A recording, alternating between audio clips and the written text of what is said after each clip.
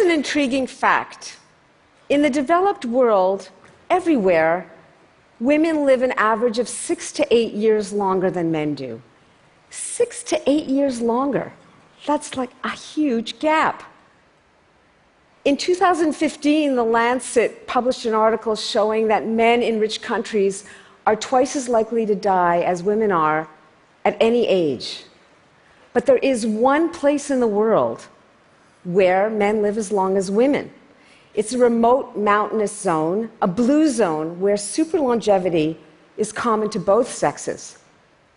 This is the blue zone in Sardinia, an Italian island in the Mediterranean between Corsica and Tunisia, where there are 6 times as many centenarians as on the Italian mainland, less than 200 miles away.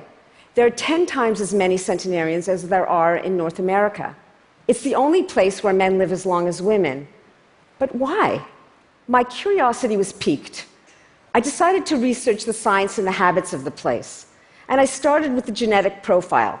I discovered, soon enough, that genes account for just 25% of their longevity. The other 75% is lifestyle. So what does it take to live to 100 or beyond? What are they doing right? What you're looking at is an aerial view of Villa Grande. It's a village at the epicenter of the Blue Zone where I went to investigate this. And as you can see, architectural beauty is not its main virtue. Density is. Tightly spaced houses, interwoven alleys and streets. It means that the villagers' lives constantly intersect.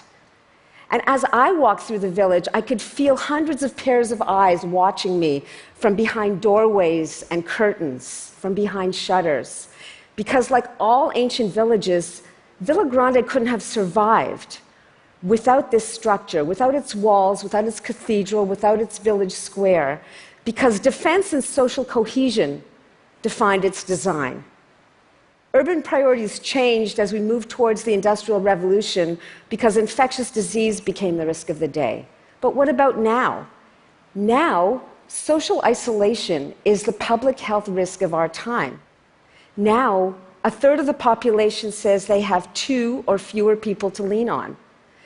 But let's go to Villa Grande now as a contrast to meet some centenarians. Meet Giuseppe Marino, he's 102, a supercentenarian and a lifelong resident of the village of Villa Grande. He was a gregarious man. He loved to recount stories, such as how he lived like a bird from what he could find on the forest floor during not 1 but 2 world wars. How he and his wife, who also lived past 100, raised 6 children in a small, homey kitchen where I interviewed him. Here he is with his sons, Angelo and Domenico, both in their 70s and looking after their father, and who were, quite frankly, very suspicious of me and my daughter who came along with me on this research trip. Because the flip side of social cohesion is a wariness of strangers and outsiders. But Zio Giuseppe, he wasn't suspicious at all. He was a happy-go-lucky guy, very outgoing, with a positive outlook. And I wondered, so is that what it takes to live to be 100 or beyond, thinking positively? Actually, no.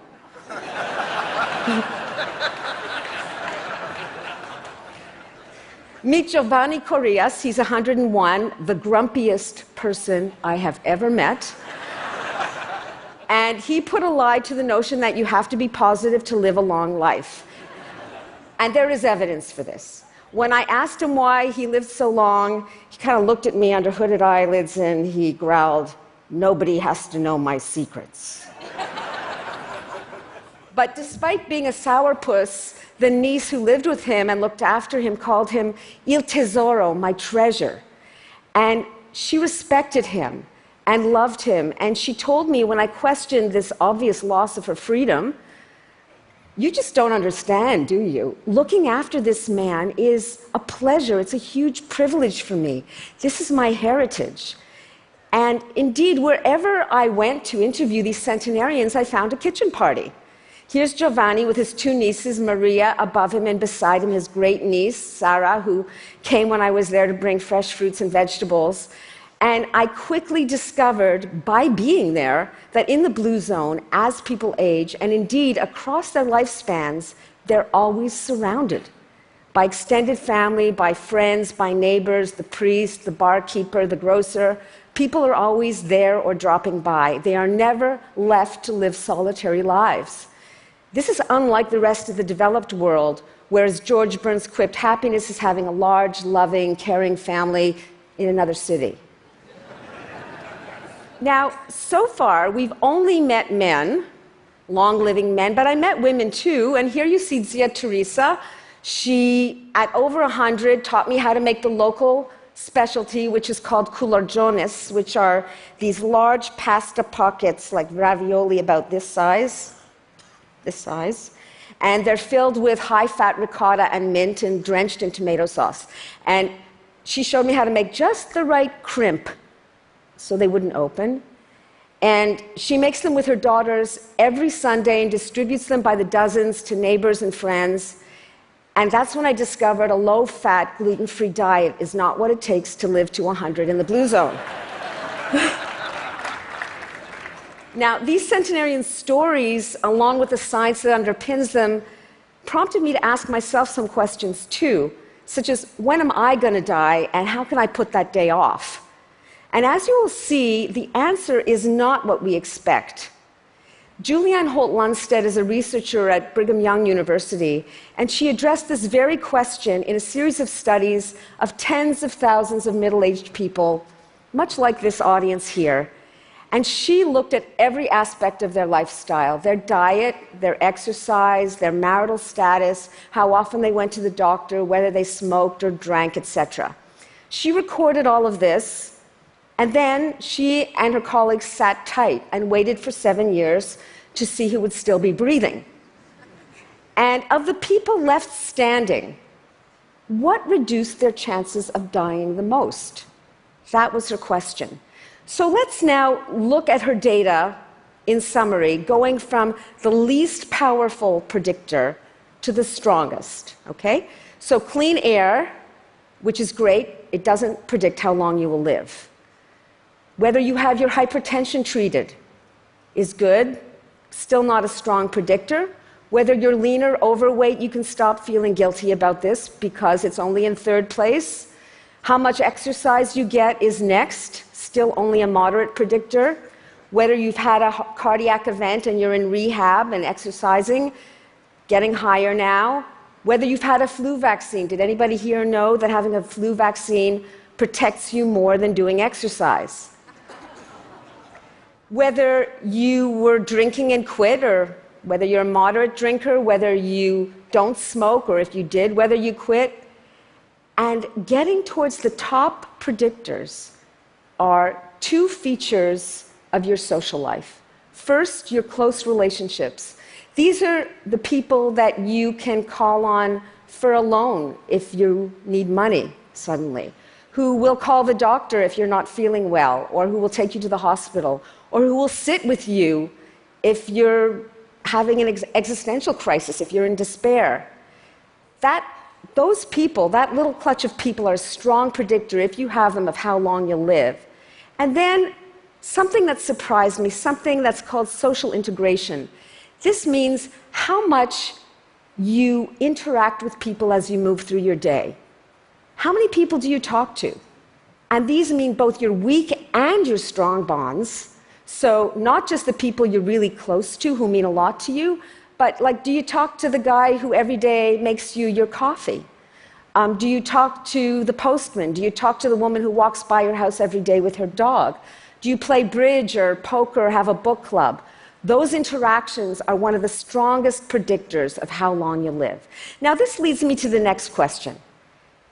If we now spend more time online than on any other activity, including sleeping, we're now up to 11 hours a day, 1 hour more than last year, by the way. Does it make a difference? Why distinguish between interacting in person and interacting via social media? Is it the same thing as being there if you're in contact constantly with your kids through text, for example? Well, the short answer to the question is no, it's not the same thing. Face-to-face contact releases a whole cascade of neurotransmitters. And like a vaccine, they protect you now in the present and well into the future. So simply making eye contact with somebody, shaking hands, giving somebody a high five is enough to release oxytocin, which increases your level of trust, and it lowers your cortisol levels. So it lowers your stress. And dopamine is generated, which gives us a little high, and it kills pain. It's like a naturally produced morphine. Now, all of this passes under our conscious radar, which is why we conflate online activity with the real thing. But we do have evidence now, fresh evidence, that there is a difference. So let's look at some of the neuroscience. Elizabeth Redkay, a neuroscientist at the University of Maryland, tried to map the difference between what goes on in our brains when we interact in person versus when we're watching something that's static. And what she did is she compared the brain function of two groups of people, those interacting live with her or with one of her research associates in a dynamic conversation, and she compared that to the brain activity of people who were watching her talk about the same subject, but in a canned video, like on YouTube. So, and by the way, if you want to know how she fit two people in an MRI scanner at the same time, talk to me later. So, what's the difference? This is your brain on real social interaction. What you're seeing is the difference in brain activity between interacting in person and taking in static content. In orange, you see the brain areas that are associated with attention, social intelligence, that means anticipating what somebody else is thinking and feeling and planning, and emotional reward. And these areas become much more engaged when we're interacting with a live partner. Now, these richer brain signatures might be why recruiters from Fortune 500 companies evaluating candidates thought that the candidates were smarter when they heard their voices compared to when they just read their pitches in a text, for example, or an email or a letter. Now, our voices and body language convey a rich signal. It shows that we're thinking, feeling, sentient human beings who are much more than an algorithm. Now, this research by Nicholas Epley at the University of Chicago Business School is quite amazing because it tells us a simple thing. If somebody hears your voice, they think you're smarter. I mean, that's quite a simple thing. Now, to return to the beginning, why do women live longer than men? And one major reason is that women are more likely to prioritize and groom their face-to-face relationships over their lifespans. Fresh evidence shows that these in-person friendships create a biological force field against disease and decline. And it's not just true of humans, but their primate relations, our primate relations as well. Anthropologist Joan Silk's work shows that female baboons who have a core of female friends show lower levels of stress via their cortisol levels, they live longer, and they have more surviving offspring. At least 3 stable relationships, that was the magic number. Think about it. I hope you guys have 3.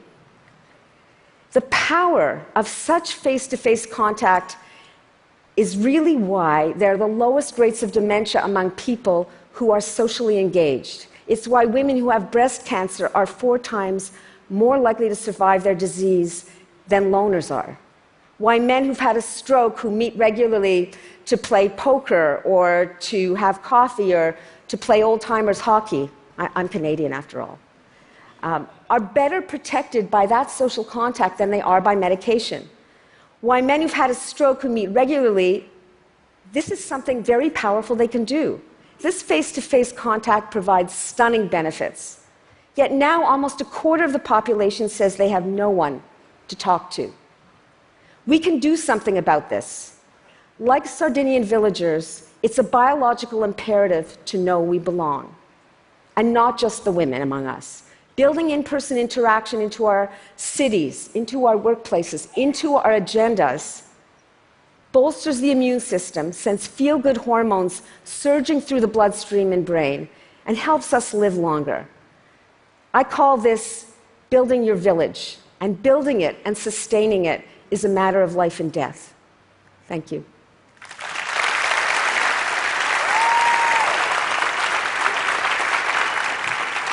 Susan, come back. I have a question for you.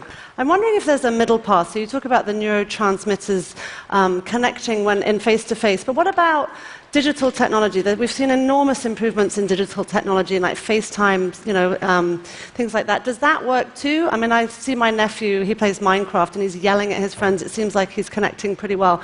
Like, is that useful? Is that helpful? You know, some of the data are just emerging. The data is so fresh that the digital revolution happened, and the health data trailed behind. So we're just learning. But I would say there's some improvements that we could make in the technology. For example, the camera on your laptop is at the top of the screen. So, for example, when you're looking into the screen, you're not actually making eye contact. So something as simple as even just looking into the camera can increase those neurotransmitters, or maybe changing the position of the camera. So it's not identical, but I think we are getting closer with the technology. Great. Thank you so much. Thank you. Thanks.